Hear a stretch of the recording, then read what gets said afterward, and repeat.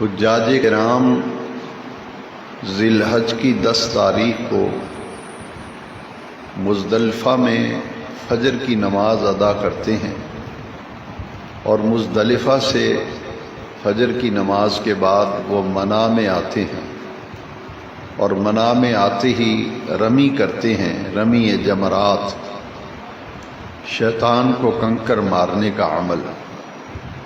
اس عمل کے بعد حجاج کرام قربانی کرتے ہیں اور قربانی کرنے کے بعد پھر سر منڈواتے ہیں یا بال کٹواتے ہیں۔ سر منڈوانے کو حلق کہتے ہیں اور بال کٹوانے کو قصر کہتے ہیں۔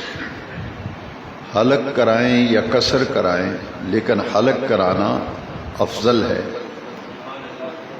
اس کے بعد احرام کی پابندیاں ختم ہو جاتی ہیں اور پھر اہم ترین منسک حج اور حج کا ایک اہم رکن جو ہے وہ طواف زیارت ہے۔ پھر اسی دن تمام حاجی مکہ مکرمہ پہنچتے ہیں اور وہاں جا کر طواف زیارت کرتے ہیں۔ طواف زیارت یہ حج کے مناسک میں سے اہم ترین منسک ہے۔ اور پھر 11 ذی الحج کو پھر شیطان کی رمی کی جاتی ہے، کنکر مارے جاتے ہیں۔ پھر ذی الحج کی 12 تاریخ کو شیطان کو کنکر مارے جاتے ہیں، رمی جمرات۔ تو 12 ذی الحج کو رمی کے بعد اگر کوئی مکہ مکرمہ واپس آ جاتا ہے تو اس کا حج مکمل ہو جاتا ہے۔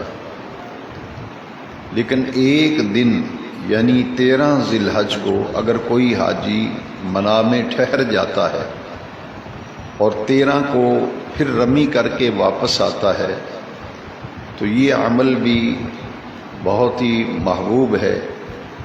لیکن 12 کو حج مکمل ہو جاتا ہے، 11 10 کی رمی، 11 کی رمی اور 12 کی رمی، یعنی تینوں دن شیطان کو کنکر مارنے کے بعد 12 تاریخ کو ذی الحج کی حج کے تمام مناسک مکمل ہو جاتے ہیں۔ اگر کوئی 12 ذی الحج کو مکہ شریف میں واپس آ جاتا ہے تو بالکل درست ہے، اس کا حج مکمل ہو گیا۔ لیکن اضافی ایک دن کوئی منا میں گزارنا چاہے تو اسے حجاج کرام کے لیے اختیاری رکھا گیا ہے کہ اگر وہ ایسا کر لیتے ہیں تو یہ بھی بڑا ایک مستحسن عمل ہے جس کی دین میں، شریعت میں تحسین کی گئی ہے۔